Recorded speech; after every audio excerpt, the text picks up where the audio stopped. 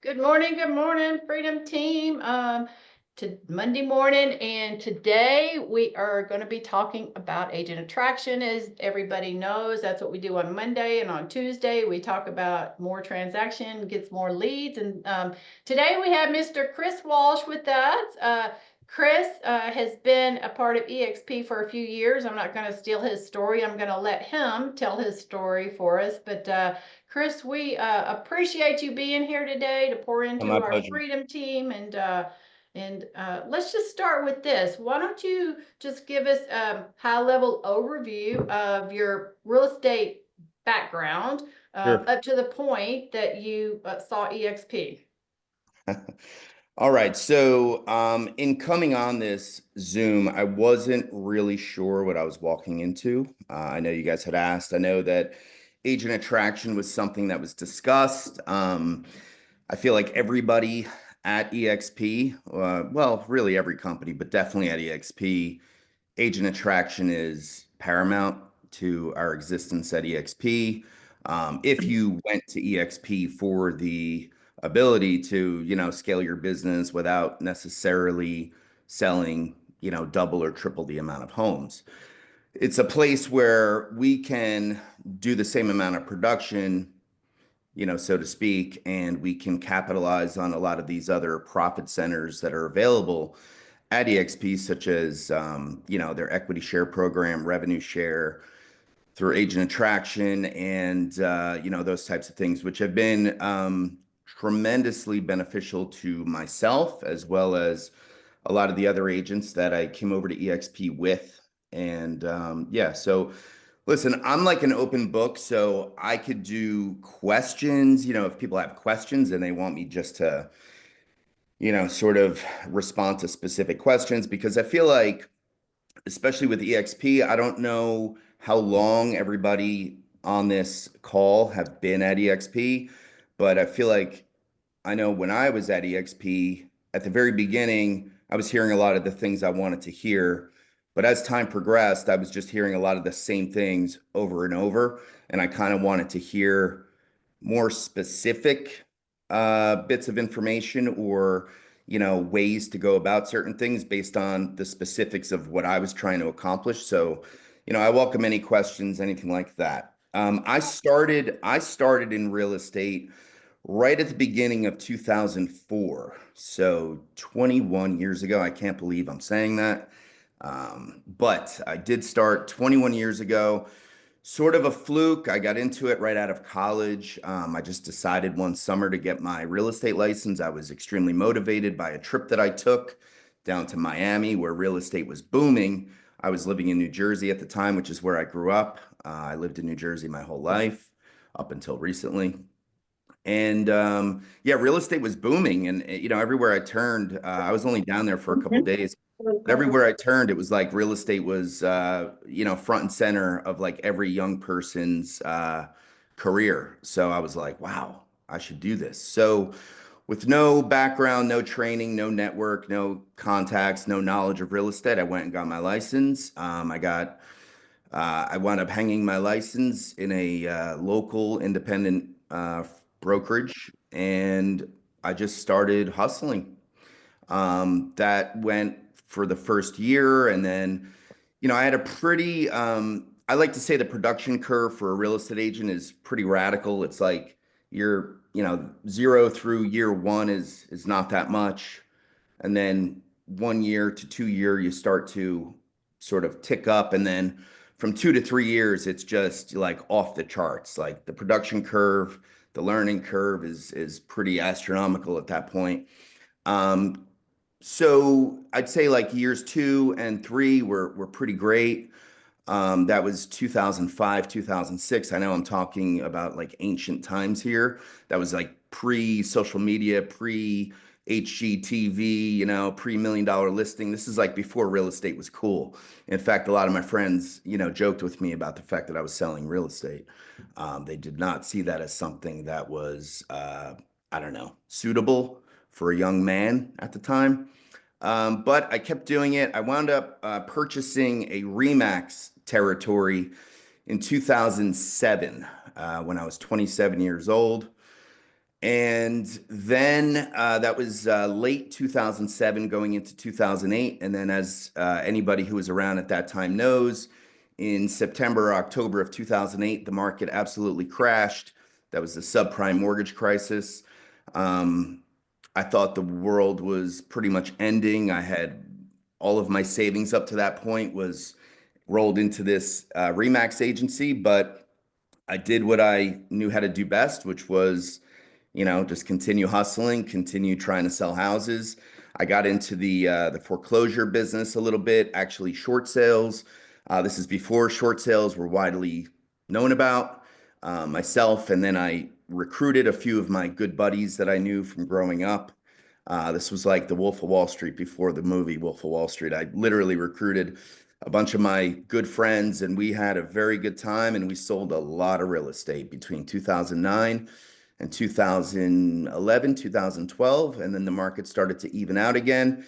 I continued expanding the Remax brokerage. I wound up in around 2018, fast forward. I took on a partner in 2016, and by 2018, we had 4 office locations.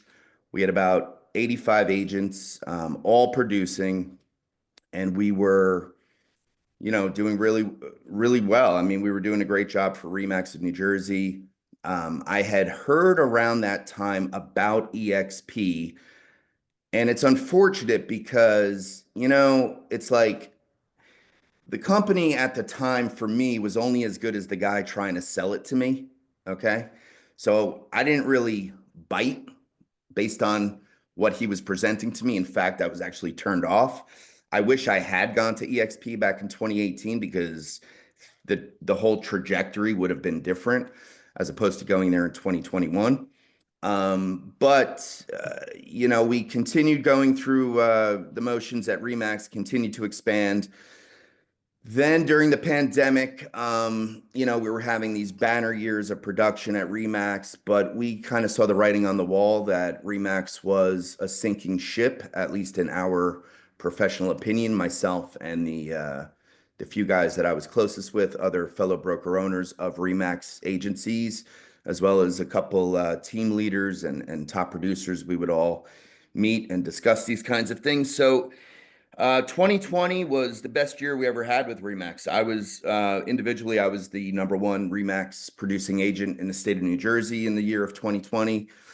We had a lot of big producers under our roster, well, on our roster, and we just decided to take the jump. We went to EXP. We converted our entire agency to a mega team, a mega icon team at EXP.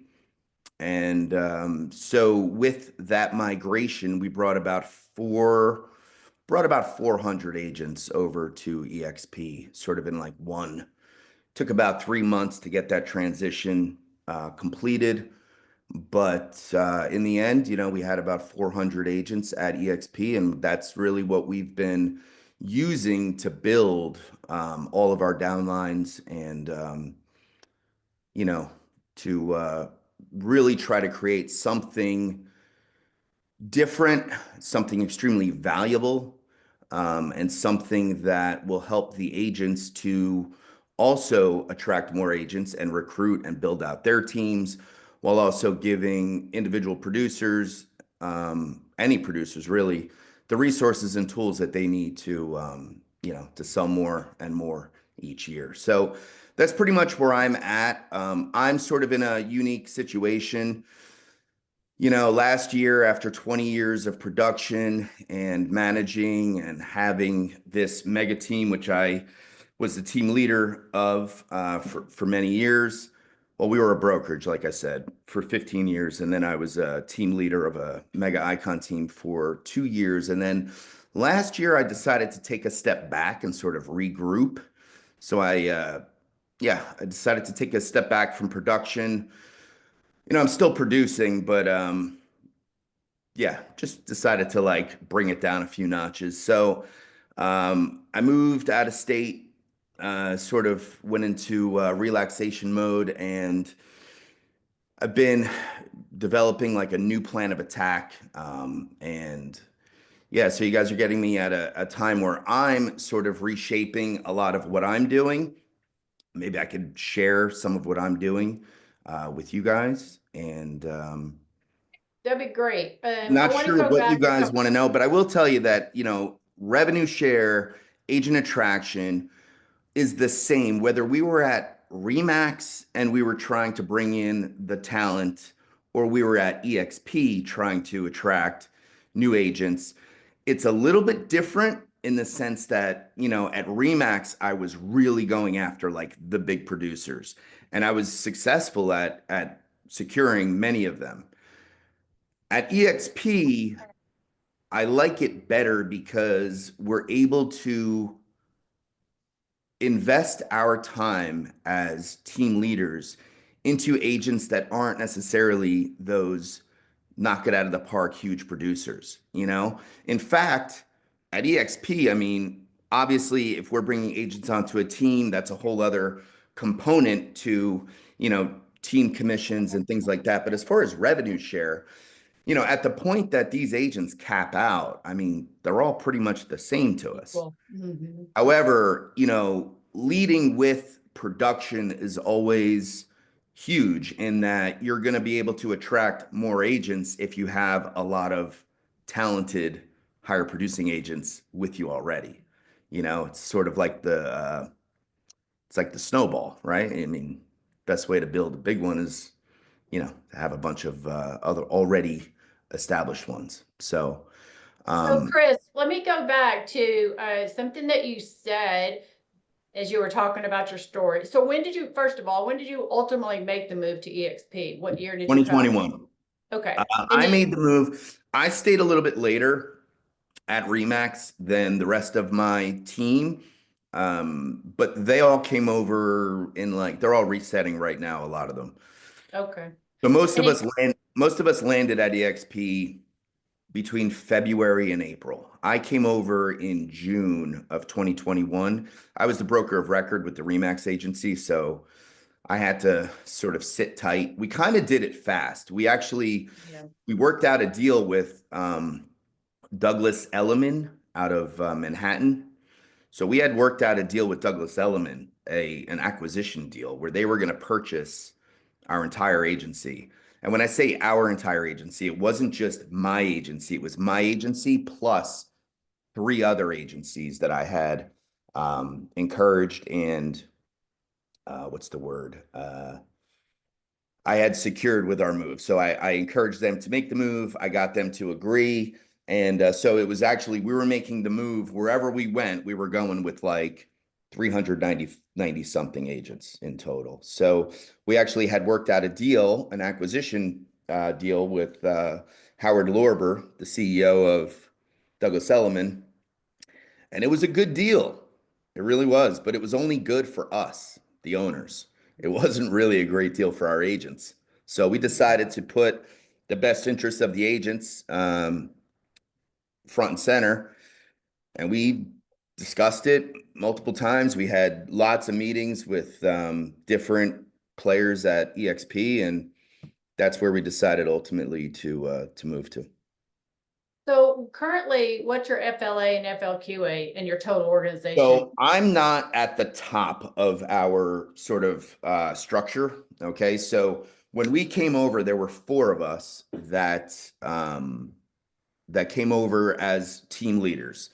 So I moved over here with three partners. Okay. So we sort of agreed that where we fell in the sort of the hierarchy, if you want to call it that, but it's not really hierarchy.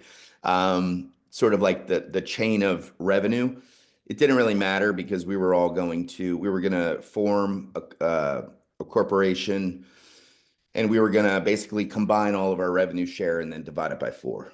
So that's Okay. what we did.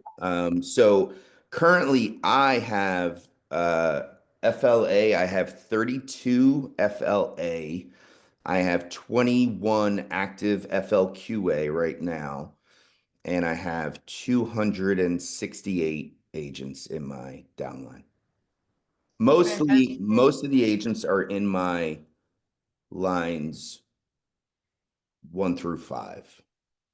Okay, great. So I want to go back to something that you had said when you were telling your story, Yeah. that the first person that shared EXP with you, you just didn't bite.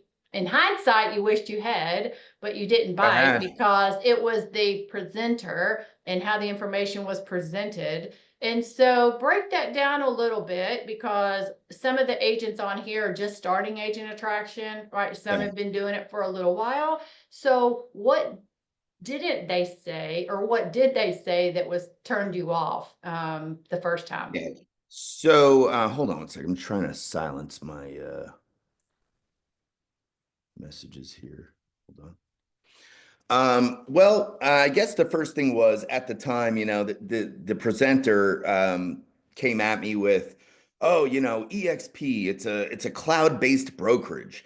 Now we're talking 7, 8 years ago, and I was like, "Cloud-based brokerage, like what is that?" I Did you really, know this? Let me ask, did you know this person or was this just yeah, a cold call? yeah, Oh, no, you I knew knew them? them. I knew Okay. them, and it just wasn't, I don't, just the way that they said it, they really made it sound like it was a pyramid scheme, which I hate that phrase, because that's really not what it is.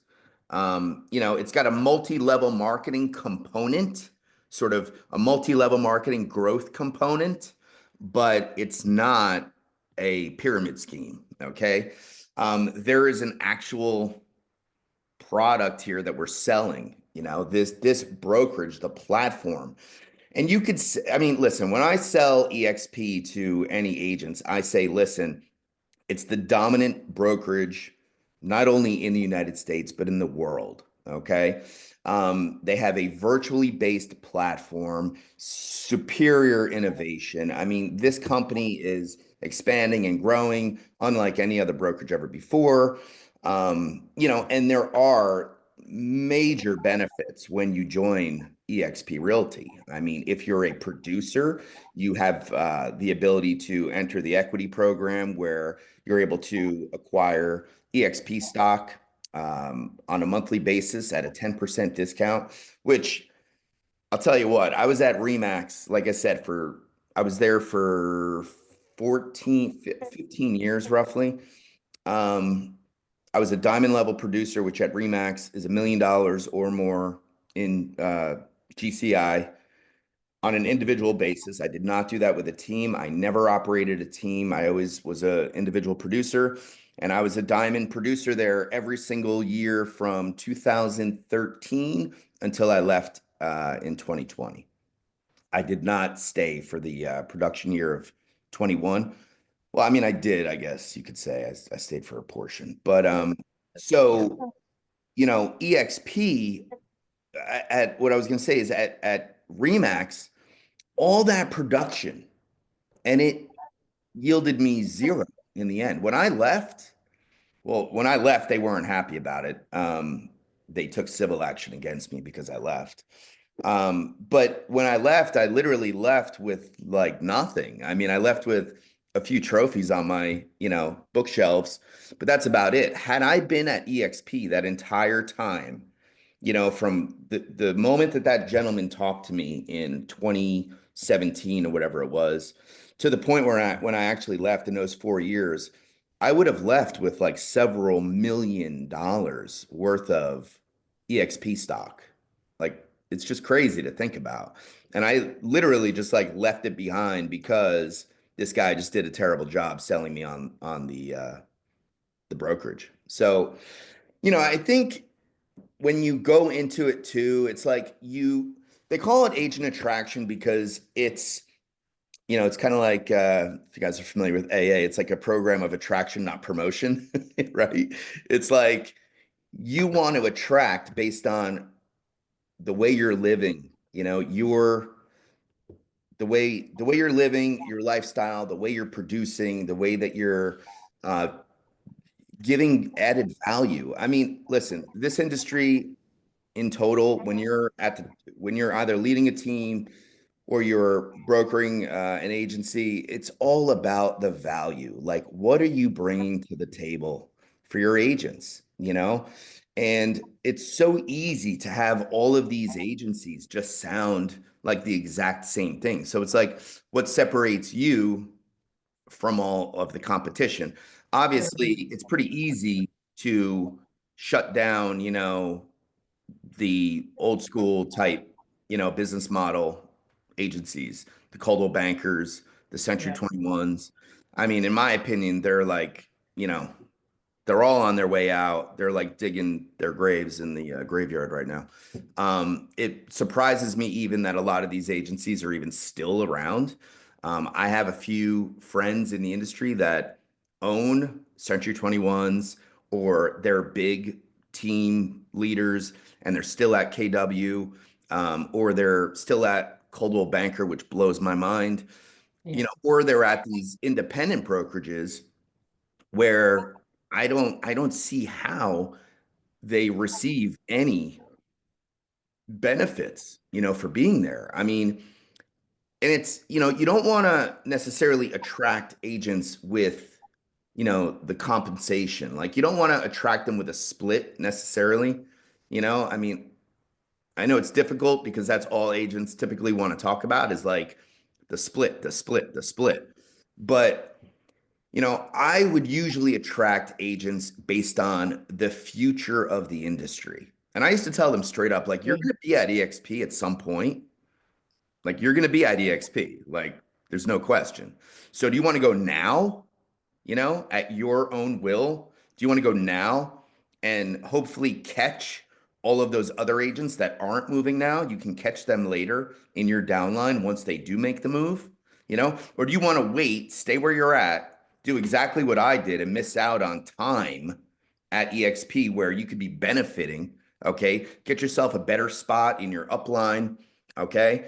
And again, like you're going to be making this move one way or another because I see probably, three agencies making it over the next, 3 to 5 years, and It is going to probably break down. Let me fast forward. So who did y'all ultimately sign up under when you came? so when we came over, we named one of my longtime friends and colleagues, a gentleman who I actually got into the industry. I mentioned that I recruited friends of mine back in 2009, 2010. This was one of the main guys that I recruited and I trained, and he became a very big producer. His name is Joseph Osacek, Joe Oz. You went to him. He didn't come to you. Is that what you're I, saying? Is I that what went to him. He was already at EXP. I Yeah. knew him and I, like I was in Joe's wedding. Like we go way back. Yeah. Like I said, I got him into the business. Yeah. Um, he runs a team. I knew that he was pretty connected because he got into EXP pretty early on. And so I did go to him. I reached out and I said, "Hey, we're thinking about exploring EXP. Could you put me?" Well, basically, I wanted him to present to myself and my partners. He quickly uh, sort of referred me to somebody else at EXP, a gentleman by the name of Chris Bear. Yeah. And then we wound up connecting with Dan Beer and Kyle Whistle. Yeah. And they were pretty much our guides to getting over to EXP. So, but when we went, I named Joseph Osacek as our Your sponsor. sponsor. So, So that's a good point. So Joseph clearly didn't feel equipped to be able to present to you guys, but he knew, hey, I've got people in my organization, my upline. I don't like to use that word personally, but just for this purpose here, we'll talk about somebody in his organization that he knew was mhm. maybe a little more influential, that could present the information a little better. So everybody here that's, part of the Freedom Team, you got several people. If you don't feel equipped, like Joseph must not have, lean on your Oh, team. no doubt. Yeah, Lean yeah. on your team. You just open the door right? So Yeah. Joseph opened the door, and so that's just a good point. Yeah, Don't we try to go wing it yourself, because then you're going to be guy number one yeah, who may not have, if you're not well versed in what to say and the questions to ask, yeah, you may be guy number one who missed out on 400 agents now that could have been in his organization had he, had the right relationships and the right partnership, or even just cracked the door and sent you to somebody way back in yeah. 2017, that guy. But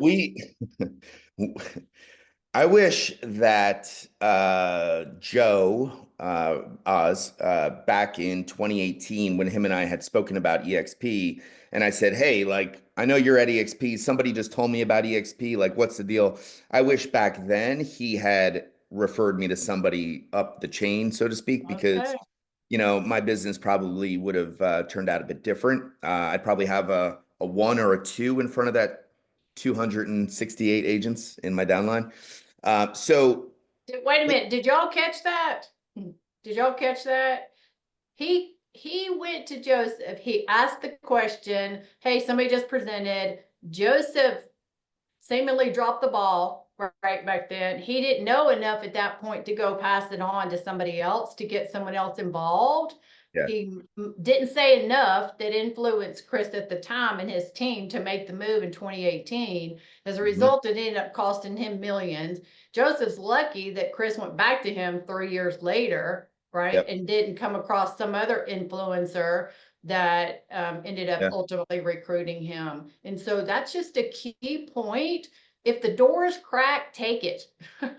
if and yeah. We and pull in your support.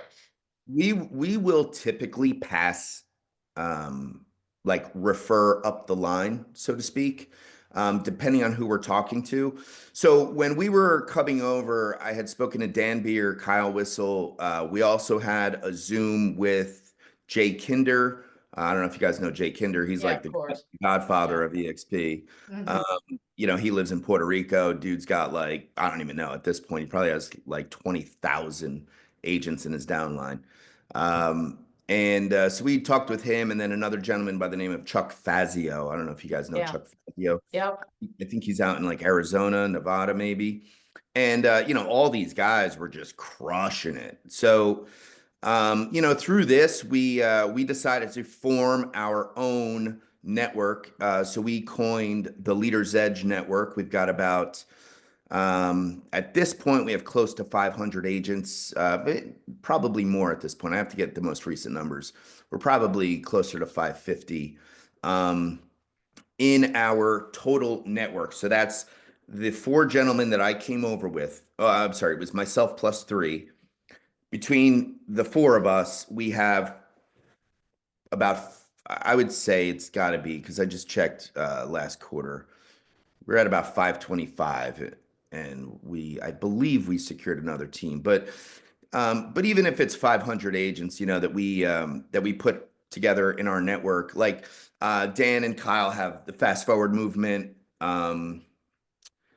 Brett Secor, do you know Brett Secor? I don't know if you know Brett. He's above us. It's sort of like us, Joe Oz, Brett Sikora, then it's like Dan Beer and company, those guys. Tammy, what's her name? Tammy Peak? No, Tammy. Oh, I forget her name.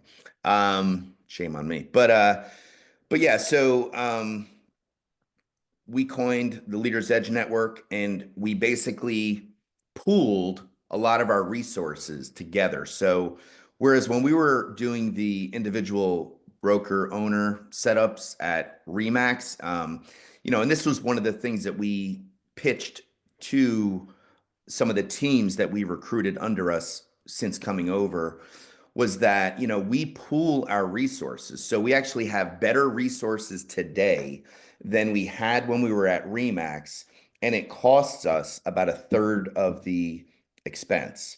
So now we have TCs for all of our agents.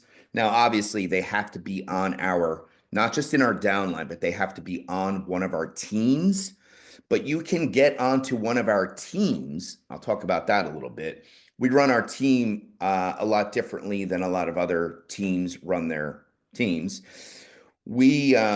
we allow agents to come on our team. They have to be on a full cap, so they don't get the benefit of a $4,000 cap.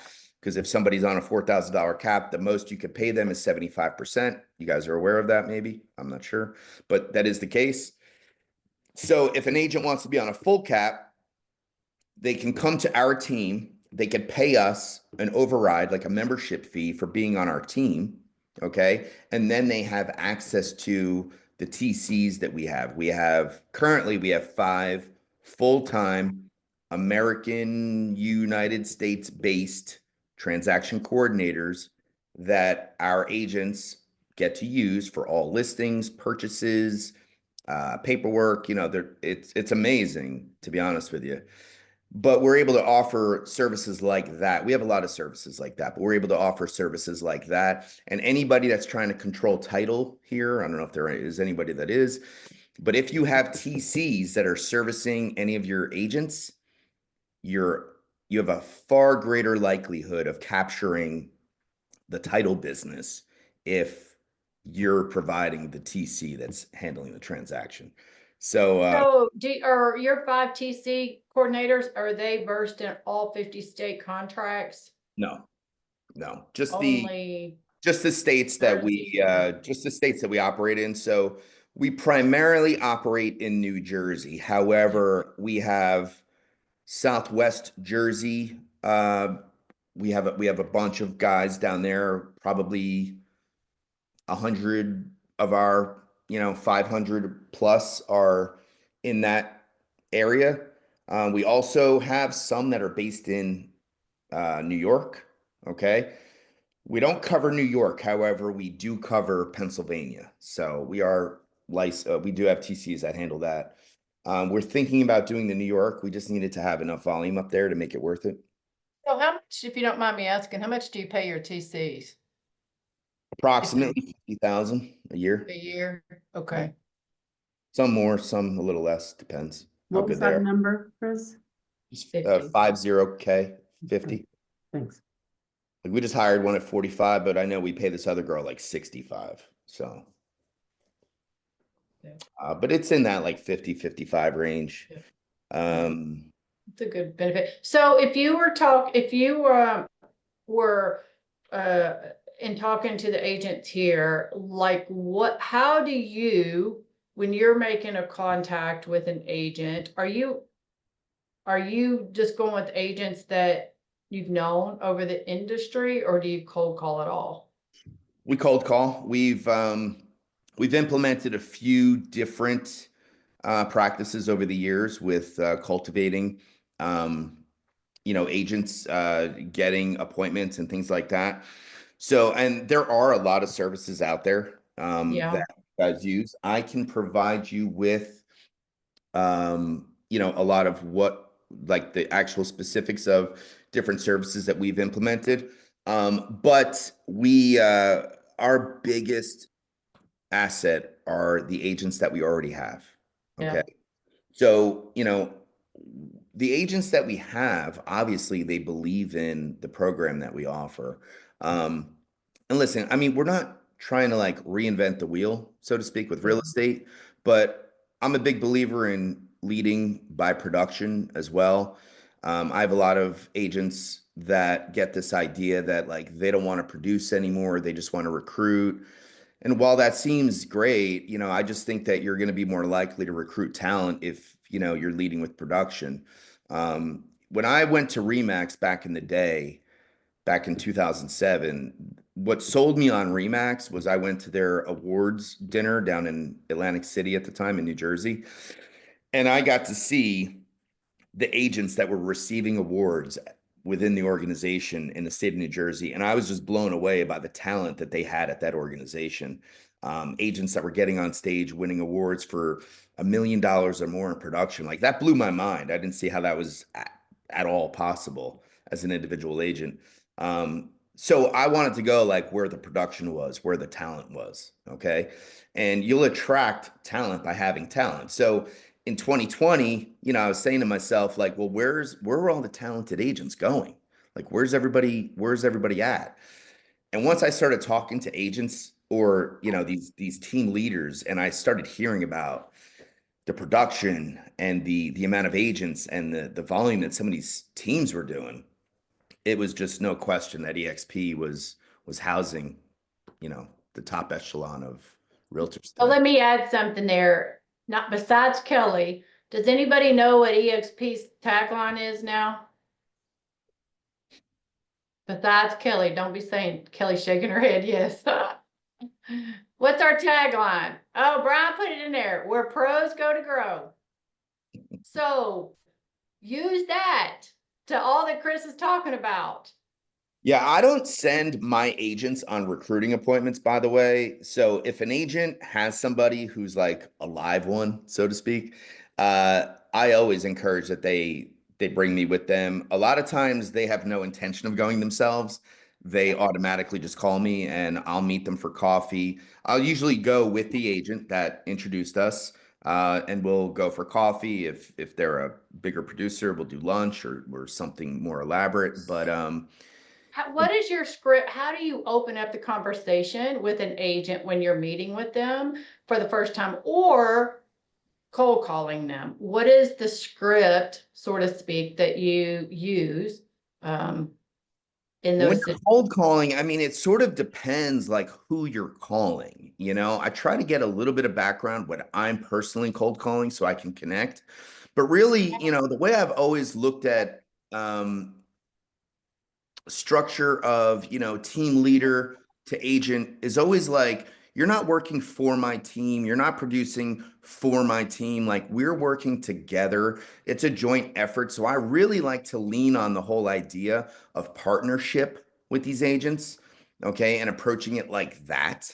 Like, let's talk about how we can partner together and I can help you, reinvest the tools that we have to offer, and I talk a lot about just getting these oh yeah, Brian Gagnon. I invited him. He's one of my, I don't know if you guys are wondering who he is. I invited him. He's a buddy of mine from South Carolina. So Awesome. the idea of like partnering, I've always used that sort of like we're in this together, so to speak. It's more of a strategic alliance as opposed to it's, you're going to come and work for my team or, I really try to elevate the agent that I'm talking to, and I really want them to talk to me. I'm more so wanting to find out like what's lacking in their world. It's hard for me to just go after somebody, tell them about all these things that EXP offers. They may not care about any of those things. So there may be something that I'm totally missing with that agent. So I want to know specifically, like, what do they need? And yeah, every agent's going to tell you, I need more listings. Okay, great. You need more listings. Well, let's talk about that. Okay. So tell me a little bit about your daily activities. Tell me a little bit about your goals. How are you going about acquiring these new listings? Have you determined what your income goals are for the year? Have you determined how many listings you need to get? How many listing appointments you need to go on? How many points of contact do you need to have those listing appointments? And listen, I can relate. I don't know about the individuals on this call. Everybody, I'm sure, has a bit of a different background here. I was always in production, so it's easy for me to relate because I'm in the trenches with Yeah, these agents. I know what's going on. I have my finger on the pulse and I can feel their pain. Okay. yeah. And trust me, I want more listings too, right? Like we all want the same thing. So let me just talk to them more like with the sort of producer type of language, the lingo, right? And I could hear a little bit more about like what they're trying to do. And I could, even if I'm not necessarily giving them answers, I may not be giving them solutions, but I'm understanding what they're saying. Okay. There's a major disconnect between a lot of people that are leading agents and the agents themselves. Okay. So understanding what these agents are looking for and trying to help them come up with ideas and brainstorming. And maybe you're not the person to take the call with a guy who's like a big listing agent. Maybe you need to Yeah. find someone else who can relate better or identify better because that mega listing agent might be like, Dude, what do you know about listing properties? You haven't sold a property since 2017. Like, what are you talking? You know what I mean? They Yeah, want to know, like, they want to talk to people who understand what they're going through. what So, they're dealing with. So it's understand you're getting to their pain point is really what yeah, I I hear. mean, like, That's what's going really what I on? hear you Where saying. are Yeah, you struggling? And right now, everybody's got some kind of yeah, struggle. they do. That's And you know right. what? Listen, I was talking to someone the other night. They're not in real estate. And you know what? Like, I thought their life was perfect. I'm talking to them the other night, and they're just like, oh my goodness. Like, I think I need to go to therapy, man. I think I need therapy. I don't know. Like, my head's going to explode. Yo, I'll tell you right now, like, a lot of people just want to be able to, like, talk and Yeah, have somebody listen. yeah, Like, seriously. yeah, And when you can come across and be a little vulnerable with these people, I used to come out like blazing hot, with agents. And yeah, I landed a lot of agents like that, but I feel like I landed the wrong agents like that. I came out with a bit of an ego, and you know what? I attracted like other egomaniacs. yeah, Now I come out a little bit more vulnerable, talking to them like for real, get on whatever level, I think they're at, and just make it like, I understand. And I usually do understand, and don't be afraid to, share a little bit and make that connection. The personal connection. I can't tell you how many agents I talk to that are at some dinosaur, fossil convention, brokerage. And I'm like, why are you still there? I'm just curious. Well, because I like my broker. He's a good yeah. guy. Like my people that I'm working with. Personal connection. When I lose a listing, and they know that I'm like the number one agent in their marketplace. I've been doing this for 20 years. When I lose a listing, number one reason, personal relationship. That's it. Yeah, I lose a listing because they picked my brain for 2 hours, but they ultimately listed with their brother's, you know, stepdaughter. You know yeah, what I mean? so they know. So And it's Kelly like, had a couple of questions, but yeah, one quick question I have, do you normally, if they're local, do you always meet them in person for I coffee? tried. I tried to. I mean, So you prefer to the do in only person? thing. Look, I have a saying in my business. It goes with listings, it goes with buyers, it goes with agents. The only thing I sell over the phone is the appointment. That's it. To meet with them? To meet with them. It's Okay, the only thing I sell. Same okay, thing with a homeowner. I'm not, they want to talk to me about commissions over the phone. They want to talk to me about marketing over the phone. Listen, that's sort of a loaded question, sir. We should probably meet in person so I could address all these questions accurately. yeah, It's the same thing with an agent. Like, well, what's your split? Listen, we really need to meet so I can talk to you, find out a little bit more of exactly what you're looking for with this move you're considering. yeah, And I can talk to you about the added value that I bring to the table. And then we can discuss what the different comp options are for you, and we can see if it's a good fit. Does that make sense? yeah. Yeah, Oh, exactly. Of yeah, course it makes. perfect. Kelly, you had a couple of questions you said. Yeah, I Yeah, do. you And guys can ask me whatever you want. I don't. Yeah, Kelly has a couple. Kimberly, did that answer your question? What Chris just shared, or I want to do yours first before my three? You're good. Okay, perfect. Okay, my first question. You backed out of a Remax franchise. What did that look like? Help me understand what that one looks like. Which part? Well, because you were the last one to go of the four of you.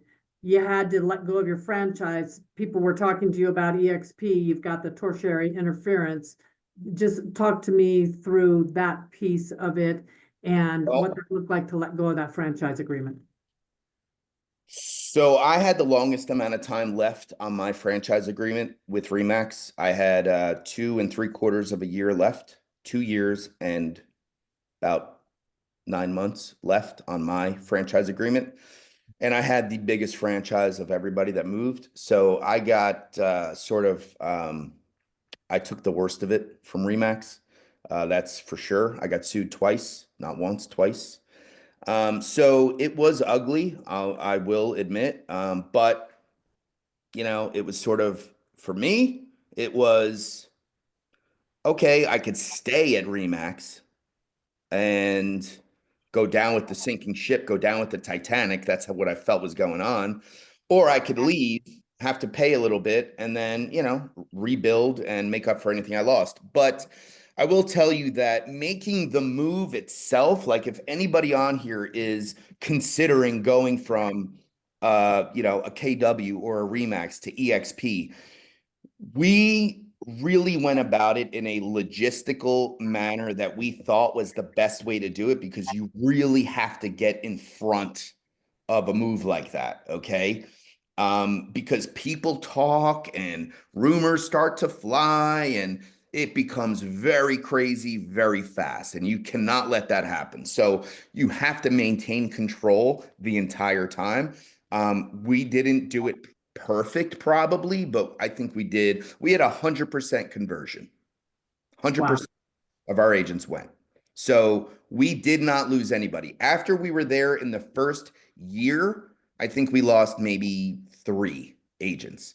And Wow. that's we moved with about 95 agents in total. In fact, once we had the commitment of all of our agents, we went gangbusters with press releases. We went big with it because we wanted everybody to know that we were making this move and we were doing it in a big way. And we actually brought, I would say, a good dozen agents with us on our team specifically, just because word got out that we were making this big move and other agents just wanted to get on board with something like that. So I think a lot of agents in any marketplace are always looking to make a move, but they're just waiting for somebody to do it before them. They don't want to be like the first person out of the gate, right? And Right. it's like, who's following me? And like, nobody's following you, And Right. so with us, once we got the commitment of our agents, so we hosted these gigantic meetings with all 4 of our teams. So we invited like 350 agents at the time, probably, and we rented this gigantic like wedding hall at a Trump National Country Club, and we made the announcement there, and we brought in a few guys from that were going to be in our upline. We brought in to present to them to try to get everybody like amped up. We had music, food. It was pretty crazy, but everybody was like, all right, we're doing this. We took everybody out on the balcony and took this gigantic team photo. There were probably about 250 agents because we wanted everybody to feel united and like we were doing something big, because everybody wants to be involved when there's something big, right? Yeah. It's like I just watched that WeWorks biopic. You guys ever watched that WeWorks story? Mm-mm. Like, it's just funny because like nobody wanted to be involved with him at the very beginning when it was just him. Everybody thought he was crazy, but once he had it going, everybody's like, "Yeah, I want to be a part of it." And he would do all these things to promote camaraderie and unity, and so getting in front of it is very important. I took all my top producers sort of aside, the ones I knew would not talk, and I explained to them what the ideas were, what we were doing. I wanted to sort of get their blessing because I'm telling you, if we didn't pull the trigger and make this move, we were probably on the verge of losing a lot of our big producers because a lot of people were looking to go to EXP. We did get caught up with the whole tortious interference. Just to answer that question, so you got to be very careful with that. It's pretty easy to avoid any like legal trouble. You just have to basically have agreements, acknowledgments, kind of like an NDA, so to speak, but just have acknowledgments that like EXP did not recruit you. They did not encourage you to break your franchise agreement. But yeah, I mean, it was a lot of moving parts, and real estate agents love to, gossip and talk and Mhm. hate on. And one thing I want to share that you shared, and I won't really talk details, but it really, I think the word's probably impressed me really. So with that whole move and you're getting sued, you paid more than a little bit of money in that transition. You played, in my mind, it was a lot of money But what you said on the phone when we talked last week was, but it was worth it. And Yeah, it so was I worth really just want our agents to hear, you've got, we all heard of Jeff, well, maybe not some of y'all, but Jeff Willems was a Remax owner. And when he came over, this was many years ago, he had to pay, as he says it, I had to pay $75,000 to get the Remax name off, or the Remax balloon off my sign to come to EXP. Chris paid, I wish I had his deal. yeah, Chris paid Um, way more than that. way more. And he said it was worth it. Yeah, I personally paid 375,000 to get out. That's me personally, out of my personal money, I paid that amount. My one partner paid the same exact amount as me because him and I were 50-50 partners. So our total settlement with Remax was 750,000. So I was responsible for half of that, which is paid in full. I'm proud to say, but Did you hear? Is you still say it was worth it? it And was you worth still it. say it was worth it, Oh, which I mean, it was definitely says worth it. we're at y'all, everybody's at the right place here. So, Yeah, I mean, I'm listen, sure. my other partners got out for much less. One Yeah. partner only had 1 month left. He got out with nothing. And then another guy had about 8 months left. He got out. He had to pay like, I don't know, 40,000 or something. But no, looking back, I should have had the guys in my upline pay my lawsuit for me. Okay. I probably should have worked that out prior to going. Like, hey, I'm bringing you 400 agents, but you got to pay this money. I wasn't thinking at the time, I was a little, You gotta but help offset this. Uh, Kelly, I I, know you had a couple other I have questions. two We more. have Yeah, if I about can. 5 minutes.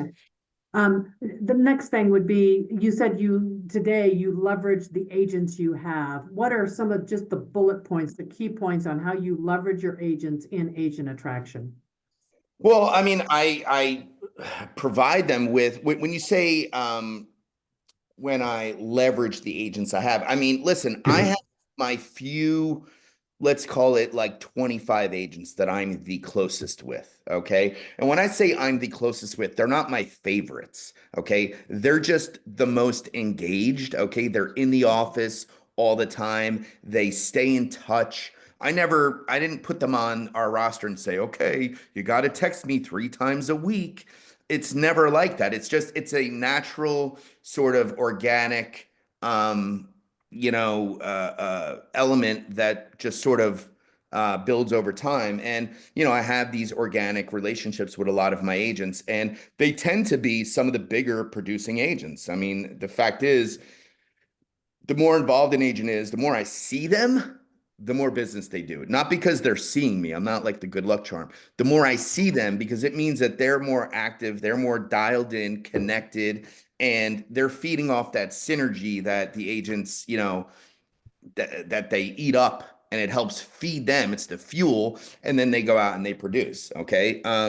So it's like with anything, like a lot of these agents that want to sell in isolation, like it doesn't work, Yeah. or at least if you could sell 5 million in isolation, you could probably sell 15 million if you were around other people and Collaboration. feeding off people. But I leverage my agents in, with like social media, giving them a lot of like spotlights, things like that, that help them be able to like promote themselves, because I know which agents are getting a lot of eyes on them as well. So I don't pay for anybody's marketing, nothing like that. I don't have agents that, I mean, if I have an agent that comes to me and brings me some kind of like proposition, like, hey, I've got this other team out in whatever, and I could get them all to order title work through our title agency. I might work out something with that agent that hooked that up for, some kind of like marketing support or something like that. But that's like a different story. My regular agents that are just agents producing, that I know are good attraction points for our company. I mean, I try to push them as much as, as much as I can, so that they in turn push us. Okay. And again, I think that we offer a lot. I could send you guys, a lot of the sort of the benefits. We have a benefits package, we call it, that we offer all of the agents to be just part of our network.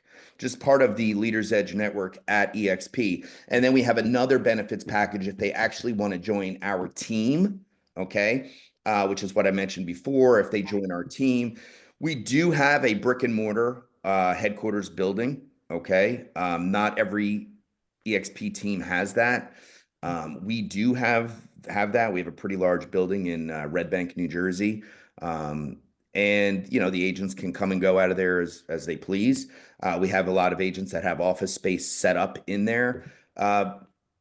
But you don't need to have that. Trust me, there's sometimes when I wish we didn't have it. Okay.